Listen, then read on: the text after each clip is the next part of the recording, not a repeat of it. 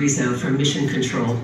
We're going to pause momentarily here at 100 feet so that we can do a system check. We should be getting back on course in a minute or two.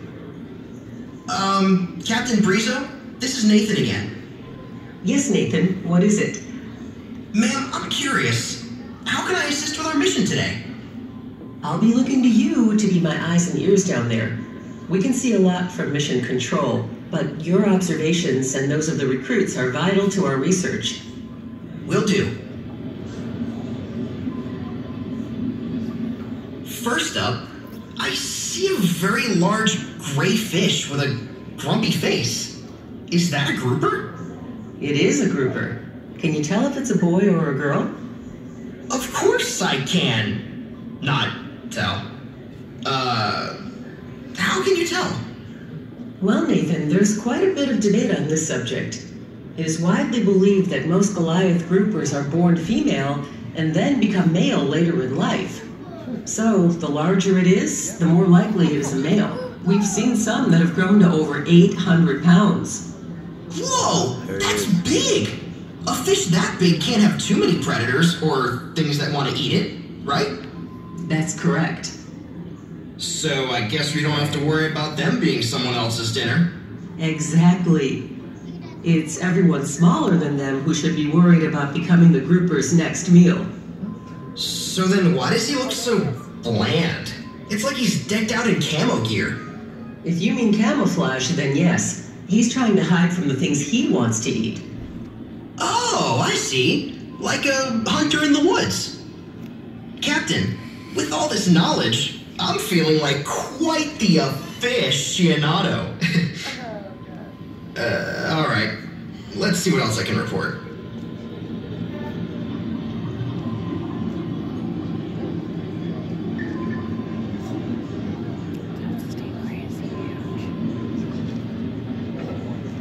Whoa! Did I just see a shark? Those are black-tip reef sharks. Though they can grow up to 6 feet long, they're not an aggressive species of shark. And frankly, they frighten pretty easily. Can you spot another fish that is often mistaken for a shark? Yeah, those long shiny fish patrolling the water, aka Megalopolis silver shinius giganticus? Easy there, Nathan. Don't hurt yourself. What you're referring to is the species Megalops atlanticus, but let's just stick to the more common name of tarpon. They're known for their speed and power. What else do you see? And let's stick with the common names, please.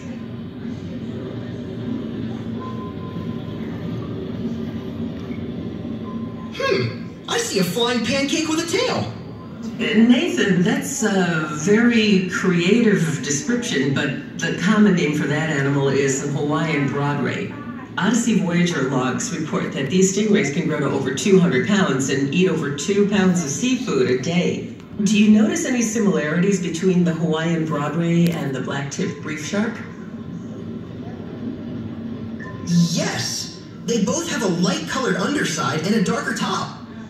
Great observation. That's called counter shading. If you look at them from above, their darker backs help them blend in with the dim seafloor. When you're underneath them, looking up, their bellies blend in with the much brighter ocean surface. That's awesome! I wish I could counter shade when I'm trying to sneak into work late. I'm sorry, Nathan. Did you say something? No, nothing, Captain. Is everything ready to go? Yes, Nathan. I've just received word that all systems are functioning, and we are clear to resume our mission.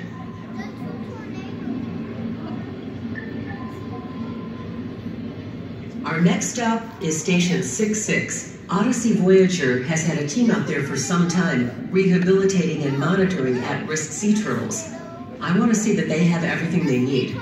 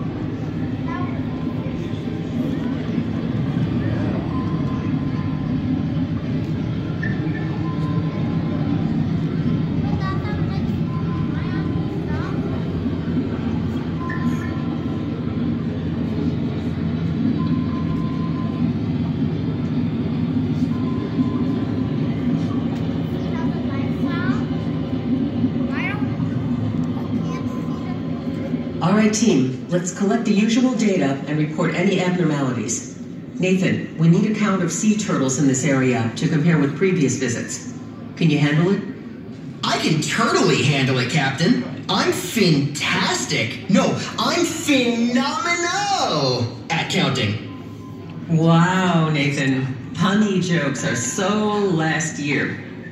Oh, and Nathan, make sure you note the totals per species. Noted. I would also like to note that we have a problem.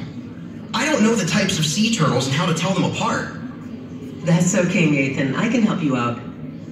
There are 7 species of sea turtle in the world, but here at Station 66, we commonly see 2 of them, green and loggerhead. Is that because the other 5 are endangered? Unfortunately, all 7 species are endangered or threatened. The challenges sea turtles face are all around. For example, boat strikes are a major problem for turtles when they come up for air. And trash on the shoreline and in the water is a big problem too. A plastic bag floating in the water looks just like a jellyfish, one of the sea turtle's favorite snacks. So what can we do to help? Well, Nathan, simple things can make a big difference if we all do them. Choosing a reusable water bottle will keep plastic ones out of landfills and oceans. And using cloth shopping bags means fewer plastic ones find their way to the ocean. Reduce, reuse, recycle. Exactly. Beyond that, we need to respect nature's boundaries.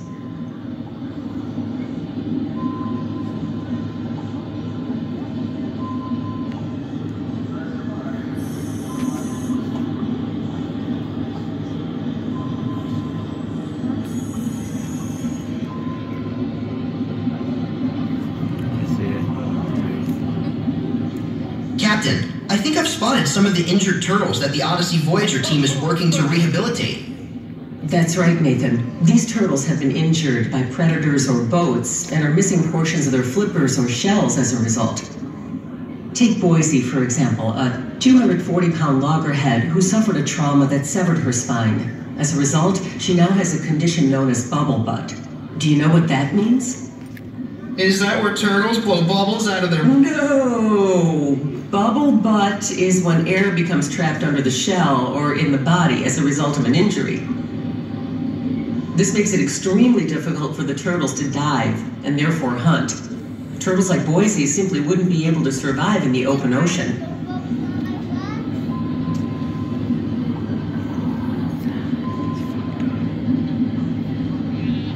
Captain, I see a turtle that's floating kind of funny, like at an angle. Is that bubble butt? Good catch, Nathan. It is. I can spot a bubble butt a mile away. That's probably Charlie, a loggerhead turtle that was rescued in Florida after being struck by a boat. If you look closely, you may see the 2 dark circles on the back of her shell. Those are weights that were added to counteract the trapped air, helping her to swim more naturally. She's become so good at diving and navigating her way that she can comfortably nestle in between the rockwork for a nap. I love a good nap. Well, so do sea turtles. They can hold their breath for hours at a time. And that shell of hers blends into the surrounding environment, so it's a pretty safe spot to take a snooze. So she's all better? Not quite, Nathan. As Charlie grows, her weights will need to be adjusted to account for her growing size. Bubble butt would leave her very vulnerable to predators and unable to survive on her own. We see this kind of injury all too often, and that's why Odyssey Aquarium stands ready to work with turtles like Charlie to provide them a forever home.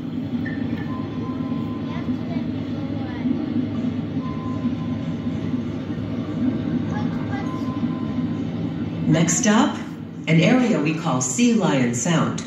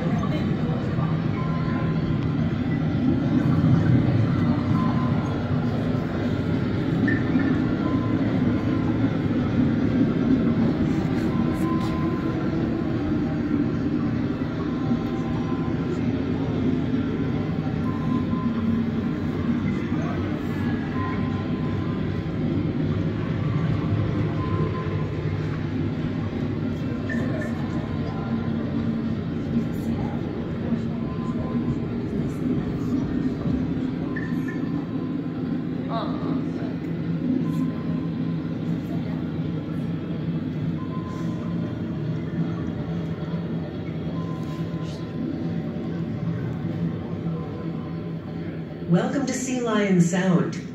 Odyssey Voyager teams have been visiting this fantastic location for years. It's the perfect spot to observe sea lions and learn from their behaviors.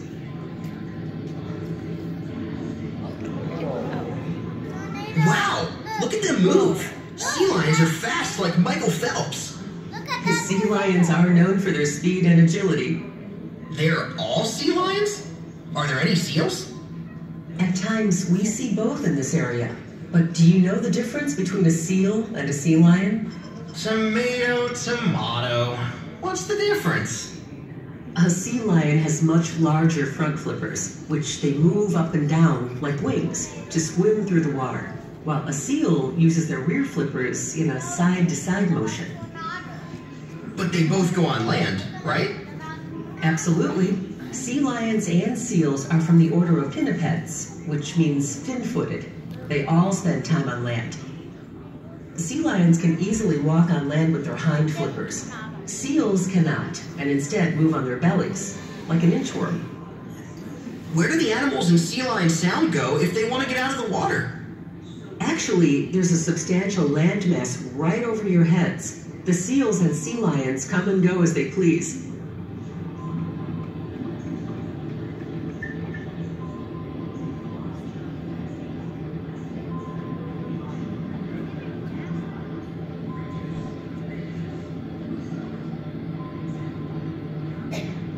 If I could swim like that, I'd never come out of the water. Well, you would eventually, because just like us, sea lions and seals are mammals. So they breathe air. They do. They can hold their breath for about 10 minutes, but eventually need to surface. Okay, so we're both mammals and breathe air. And so much more. Just like us, they give live birth, nurse their young, and even have hair on their bodies. I had no idea we had so much in common. It's like we're meant to be forever friends. Furry funny, Nathan. You know, sea lions are also furry intelligent. For sure. Like the Einstein of the ocean. You're on a roll, Nathan. Sea lions are capable of learning complex behaviors, and our Odyssey Voyager team learns as much from them as they do from us.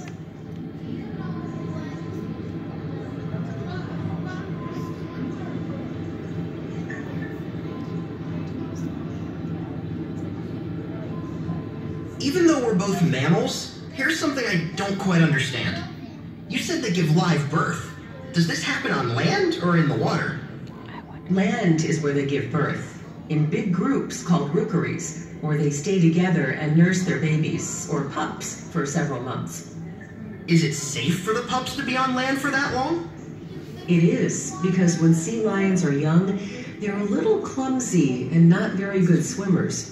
Pups will leave the hunting to mom until they're bigger and ready to handle the challenges of the ocean. My mom still makes me dinner every night. I love when she makes meatloaf. Well, it's a little different in their case. For sea lion moms, it's not as simple as a quick run to the store for groceries. They're having to go further out to sea to find their fish due to increasing water temperatures. Because of this, the mother is away from her pup for longer periods of time. Unfortunately, this can result in the pup becoming stranded and needing assistance. Does it happen a lot? It's more frequent than we have seen in the past. That's why we're dedicated to observing and learning from these incredible animals.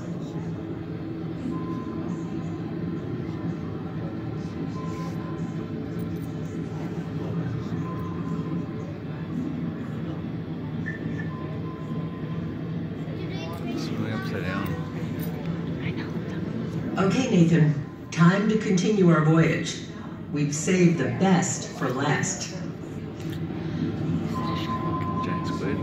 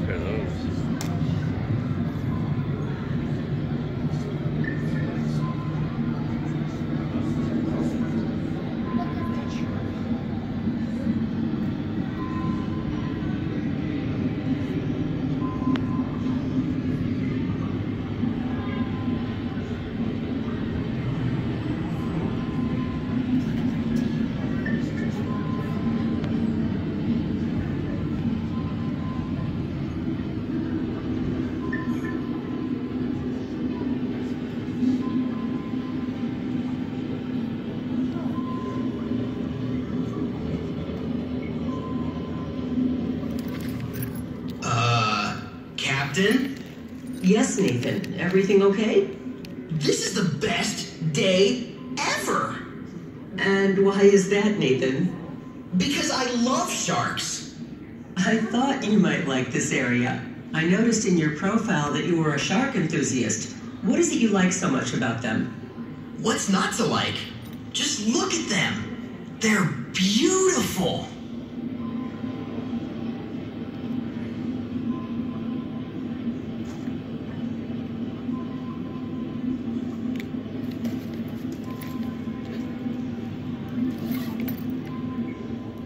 Did you know there are over 400 species of sharks in the world? I did. And even though Fine, sharks are one of the oldest species to inhabit the Earth, new species are still being discovered. Odyssey Voyager crews have come to this spot for years and observed species such as sandbar, nurse, lemon, and sand tiger sharks. What else do you know about sharks, Nathan? I know they have like a gazillion teeth. Well, that's a slight exaggeration, but they are constantly generating teeth. As one tooth falls out, a new one comes in right behind it. Sharks can